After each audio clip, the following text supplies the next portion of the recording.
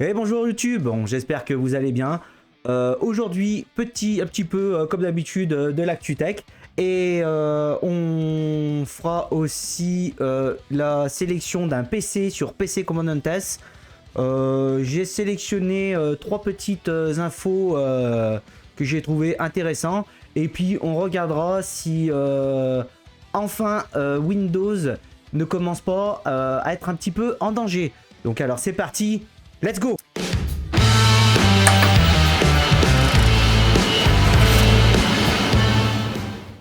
Donc déjà on commencera l'actu pour faire un grand GG à Clair Obscur, le gagnant des Game Awards. C'est vrai que moi ça a été mon jeu de l'année. Je l'ai vraiment surkiffé, il a vraiment tué le game cette année.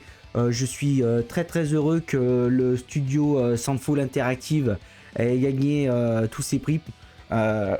J'ai cru que le jeu vidéo français commençait à battre de l'aile avec toutes les histoires d'Ubisoft, mais c'est vrai que du coup Soundfall Interactive m'a redonné un petit peu espoir dans le jeu français. Je pense que Clair Obscur sera un petit peu le Final Fantasy VII d'une génération de joueurs. Moi ce jeu m'a marqué d'ailleurs, j'y joue encore. Pour une fois, un studio qui pense enfin aux joueurs et pas qu'à leur gueule. En plus, ils étaient tellement marrants sur le podium, là, tous en cosplay Clair Obscur. Vraiment, c'était du français plus. Alors, moi, je les félicite. Et puis, hâte de jouer à leur DLC qui est gratuit au passage. Donc voilà, GG à Clair Obscur et Expédition 33, super heureux pour eux. On attend avec impatience un deuxième opus en espérant qu'ils ne se perdent pas en chemin et qu'ils soient vraiment aussi bons que le premier opus. Ma deuxième actu que j'ai trouvé cool, c'est sur le site overclocking.com. Bon, on va encore parler un petit peu de rap, mais on va faire vite parce que maintenant c'est bon, tout le monde est au courant. Il commence à nous parler comme quoi que faire des builds en DDR5 serait trop cher à cause des prix ridiculement élevés. C'est vrai que c'est ce que je dis depuis quelques temps déjà, que en ce moment vaut mieux faire des builds PC en DDR4 qu'en DDR5, sachant que la DDR4 a drastiquement monté de prix quand même, hein. Un kit Corsair de 32 Go 3200 CL32, donc le sweet spot qui est plutôt en CL16 je crois, le sweet spot qui est plutôt pas mal. On est à 250 balles hein, quand même, hein, ça rigole pas. Mais bon, c'est toujours un petit peu moins que la DDR5.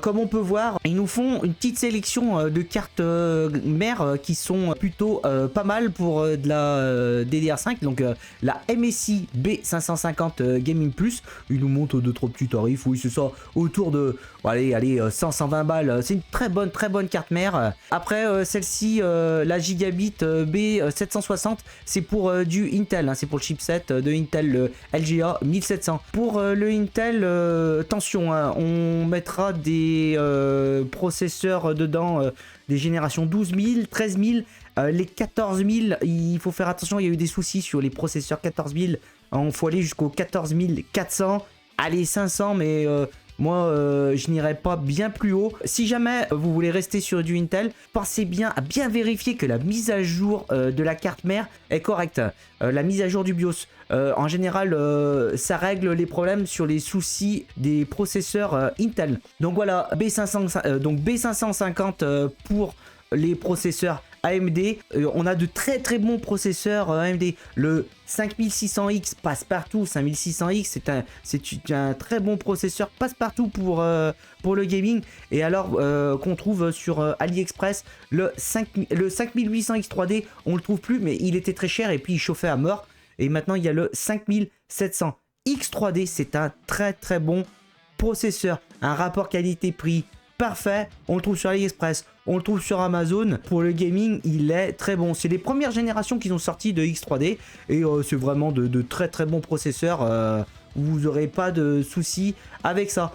Cependant, sur tout ce qui est B550, et les cartes mères B760. Ce qu'il faut bien savoir, c'est que le PCIe, là, il est en Gen 4 x 16. Donc il ira avec des... on pourra mettre dessus des petites cartes graphiques de la génération 5000 de chez Nvidia. Je crois que sur les AMD ça pose pas trop de problème. Bon, si jamais vous voulez mettre genre une grosse carte graphique sur une carte mère comme ça vous empêchera pas, hein. Nvidia préconise du PCIe Gen 5, mais bon, la différence elle est de quoi, de 1 ou 2%.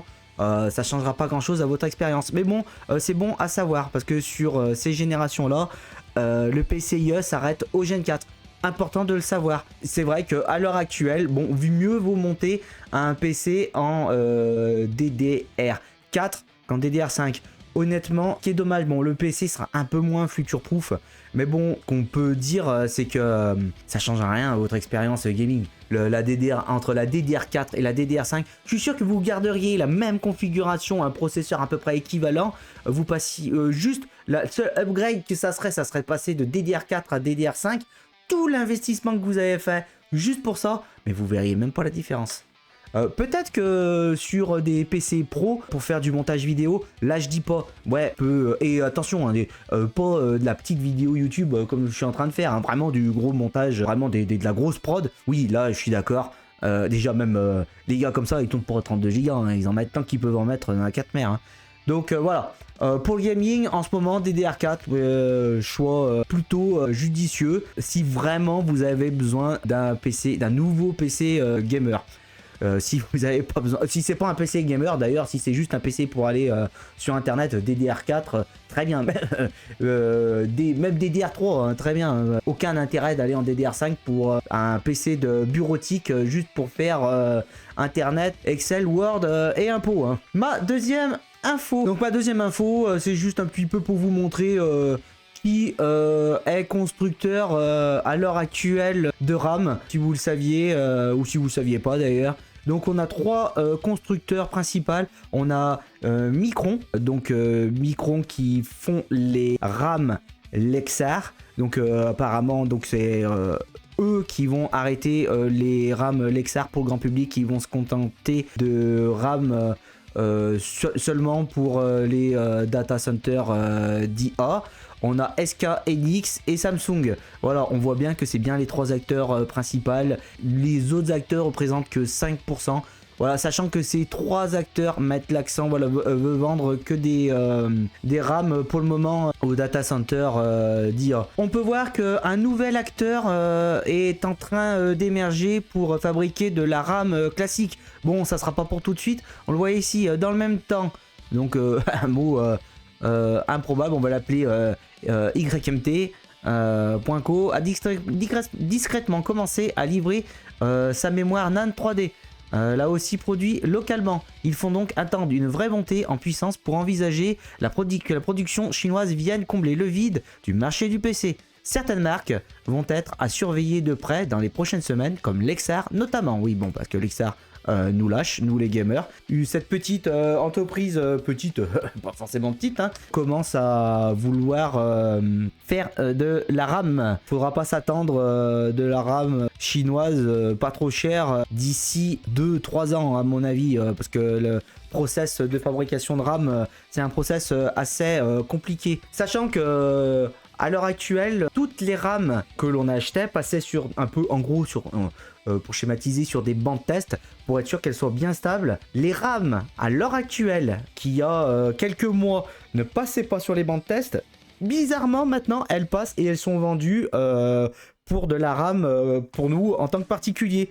Donc ça veut dire dans les prochaines semaines, il serait pas impossible recevoir des kits de RAM où on pourra plus allumer l'XMP dans le BIOS, parce que je sais pas si vous le savez, mais l'XMP dans le BIOS c'est un overclocking de la RAM prédéfini. À mon avis, les RAM vont tellement avoir une stabilisation dégueulasse qu'on va prendre des blue screen dans tous les sens. Les blue screen, c'est quand le PC plante et qu'on prend l'écran bleu de Windows. Donc à mon avis, l'XMP va être compliqué. Voilà, une autre info là, alors ça moi c'est le genre de truc qui m'agace réellement. Les téléviseurs LG WebOS installe désormais automatiquement, sans l'accord bien sûr, c'est avec la mise à jour, Copilot dans son logiciel. Commence à nous emmerder avec leurs histoires d'IA et compagnie. Surtout Copilot dans Windows, il y en a de partout, ils nous saoulent avec ça. Et dans la télé, c'est bien stipulé comme quoi que Copilot potentiellement est capable de voir tout ce que vous regardez dans votre télé afin de, à votre avis, de faire quoi? De pouvoir vous proposer de la... Ils commencent à nous dire qu'ils vont nous proposer du contenu qui nous intéresse et tout. Que dalle, hein. C'est juste pour nous traquer et pour nous mettre de la pub et compagnie. Sachant qu'il est difficilement désinstallable. Donc la seule solution à la rigueur, ça sera de débrancher la Smart TV d'internet. Donc on a acheté une Smart TV justement pour qu'il y ait dessus toutes les applications YouTube, Netflix et j'en passe. Et ben là Copilot sera capable de voir tout ce qu'on fait sur notre télé afin de nous proposer comme d'habitude de la pub de merde qui nous intéresse pas. Je suis désolé, on a acheté notre télé, on est propriétaire de notre télé, on n'a pas à avoir de la pub dessus. La seule solution sera de la débrancher, donc du coup de perdre tout l'intérêt de la Smart TV, soit de streamer avec un téléphone, ou soit alors de mettre un Fire Stick de chez Amazon dessus. Mais bon, je comprends pas qu'on laisse passer encore des choses comme ça. Ça, vraiment, ultra nul. LG, nul à vous. Si vous n'avez pas acheté de télé LG, regardez bien quelles TV sont concernées par ça. Il faut boycotter ce genre de choses. C'est vraiment un scandale. Maintenant, voilà. Je vais passer à une petite réflexion que je me suis faite. Ça fait quelques temps que je me dis que je sens le vent tourner. Et en lisant l'article de Frandroid, il n'est pas trop récent, il date d'un mois. Mais bon, comme vous le savez, Windows est leader sur le marché du PC. On peut voir ici sur le site de Frandroid qu'il représente entre 75 et 80% du marché. Mais sachant que on commence à constater un basculement de Windows, au moins, en tout cas pas dans le grand public, mais dans le gaming. Derrière Windows, il y a Apple qui représente à peu près 15% du marché en France, à peu près. Et tout ce qui est marché Linux, c'est dérisoire. C'est 5%. Sachant que les consoles, par exemple la Steam Deck, c'est une base Linux. On voit à l'heure actuelle de plus en plus de migration de joueurs suite à la migration forcée de Windows 10 à Windows 11. Déjà, les personnes qui ne peuvent pas faire cette mise à jour ont à peu près un an devant elles pour faire la mise à jour. Et celles qui ne peuvent pas, ont plusieurs possibilités. La première des possibilités, c'est changer de PC, mais je suis pas sûr que ça les intéresse. Et la deuxième possibilité, c'est passer sur du Linux qui, grâce à Steam, fait marcher formidablement bien les jeux dessus. Sachant que Apple est en train de monter en force sur le jeu vidéo. Donc je pense que Windows, je dirais pas qu'il a des soucis à se faire, mais bon, ça commence légèrement à sentir le cramer. Si il se réveille pas et si ça continue, sachant que l'OS Windows, plus ça va, plus l'OS Windows est catastrophique. Sachant qu'une grosse partie de l'OS Windows est gérée par Copilot et par de l'IA, qui est franchement pas une bonne idée. Sachant que Apple prévoit de sortir un Mac aux alentours de 700-800 €, parce qu'à l'heure actuelle, les gens qui achetaient un Mac, c'était plus des gens qui cherchaient un PC portable haut de gamme. Mais là, un Mac à 700-800 €, même si c'est une puce, ça serait pas une puce M dedans, ça serait une puce A, donc une puce d'iPhone dedans, mais suffira largement pour 99% de la population pour ce qu'on en fait. Je vous dis, hein, l'OS de chez Apple, complètement incomparable à celui de chez Windows, hein. Il n'y a même pas photo, faut même pas chercher à comprendre. Si c'est pour jouer au jeu, non, c'est sûr qu'on n'a pas trop le choix, il faut rester sur Windows, mais on peut passer aussi sur Linux. Mac, c'est quand même compliqué. Voilà, donc c'était juste ça pour illustrer un petit peu le fait que, bon, peut-être que Windows commence un petit peu à décliner. N'oubliez pas, hein, que dans l'histoire de la tech, ça s'est déjà vu. Quand Nokia était au sommet de la gloire, quand on avait un téléphone, tout le monde avait un Nokia, mais tout le monde. Hein. Quand Steve Jobs est arrivé avec l'iPhone, ça a été terminé. Ils ont enterré Nokia. C'est pas parce qu'on est au sommet pendant des années et des années qu'on ne peut pas tomber. Honnêtement, j'aimerais que quelqu'un se réveille et mette un petit coup de pied aux fesses à Windows, parce que c'est vraiment une entreprise que je commence vraiment à détester pour sa façon de faire et sa façon surtout de gérer son OS. Et plus ça va et plus il veut intégrer de la pub dans l'OS, sachant que l'OS on l'a payé. C'est un OS payant, c'est pas un OS gratuit. En plus, avec l'arrivée de la Steam Machine, moi c'est pas tellement la Steam Machine qui me plaît, qui me hype le plus, c'est surtout l'arrivée de l'OS de la Steam Machine. Parce que si on peut récupérer l'OS et l'installer sur un PC, ah mais là c'est tout bénef. Je pense que le PC, on pourra gagner certainement des perfs dessus. Que Windows est un petit peu en danger, je dirais que non. Mais ce que je dirais, c'est qu'il peut-être que ça commence à sortir un petit peu le cramé pour Windows. Bon, comme vous savez, moi ma passion c'est les builds PC. Alors aujourd'hui on va faire un build PC sur PC Commandantes. C'est parti, let's go.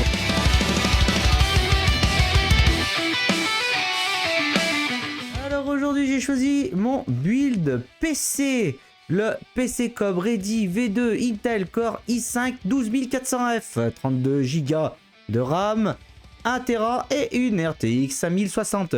Ce PC, il est tout prêt. Il y a juste à le commander, l'acheter. Il arrive avant le 22 décembre. Donc, s'il vous intéresse, c'est le moment. Ce PC, il sera plutôt fait pour faire tourner le 1080p pleine balle. Mais moi, je l'achèterai avec je couplerai un petit écran en 1440p avec la 5060. Attention, c'est la 5068 Go. On pourra faire tourner quand même pas mal de jeux en 1440p, plutôt bien, avec bien sûr le DLSS. On va regarder ce qu'il a dans le ventre. Alors, le boîtier, bon, c'est un verre trempé. Voilà, on peut le voir là, le boîtier, plutôt ce qu'il y a de boîtier, plutôt sympa. Tout ce qu'il y a de plus basique. Par contre, moi, ce que j'aime pas, c'est le... Voilà, ils nous mettent des lucarnes là pour voir l'alimentation. Alors, j'espère que la vitre est noircie ici, parce que sinon, ça, c'est vraiment pas beau. Hein. Mais bon. Ça, c'est un détail. Ce PC sera idéal en premier PC pour un jeune, voilà, un collégien. Il sera vraiment parfait. En termes de puissance, on sera... allez, on va dire dans l'équivalent PS5, faut pas abuser. Voilà, et c'est l'équivalent PS5 pour 2 fois le prix, hein, bien sûr. Mais bon, sur un PC comme ça, on pourra ne pas faire que du jeu, hein, bien sûr. Si vous avez un étudiant ou un collégien à la maison, il pourra travailler bien sûr dessus, on y croit. Je suis un peu mitigé juste sur l'alimentation là, elle me plaît pas des masses, mais bon, c'est pas une marque que je connais, mais on va leur faire confiance. Le processeur, le i5 12400F, très bon processeur de chez Intel, suffira largement, et puis ça vous laisse des possibilités d'upgrade le processeur quand même plutôt pas mal. La carte mère, une Gigabit B760 DS3H. C'est une carte mère assez bas de gamme, mais bon, fera quand même l'affaire pour du jeu vidéo. Le SSD, 1 Tera, le Kioska en Gen 4, un bon NVMe. Franchement, il n'y a rien à dire. Les RAM, alors c'est ce que je vous ai dit tout à l'heure. Regardez, de la DDR4, le build n'est pas future-proof, mais bon, pourra tenir quand même quelques années sans souci. 32 Go de RAM en 3200, franchement, ouais, 3200, CL16, donc vraiment la bonne RAM, il n'y a rien à dire là-dessus. Hein. La carte graphique, une MSI GeForce RTX 5060, la 5060 en 8 Go fera totalement l'affaire. Et ils nous ajoutent aussi une carte réseau, donc ils nous ont ajouté du Wi-Fi 6E et du Bluetooth 5.2 intégré. Ça pour le coup très bien, très bien. Ça c'est vraiment pas mal, parce que cette carte mère était pas équipée de Bluetooth, et donc du coup ils nous ont mis une petite carte réseau. Vraiment cool pour 885 €. Franchement, couplé un petit écran comme je vous ai mis dans ma dernière vidéo, un Core i en 1440p là, vous serez vraiment pas déçus de ce build. Regardez, vendu, on peut l'acheter avec le petit kit là, tout prêt. En tout cas, en cadeau de Noël, c'est plutôt pas mal. Voilà, vidéo courte pour cette semaine. J'espère que ça vous a plu. Donc si ça vous a plu, n'oubliez pas le petit pouce et l'abonnement. Et puis je vous dis à la semaine prochaine. Ciao!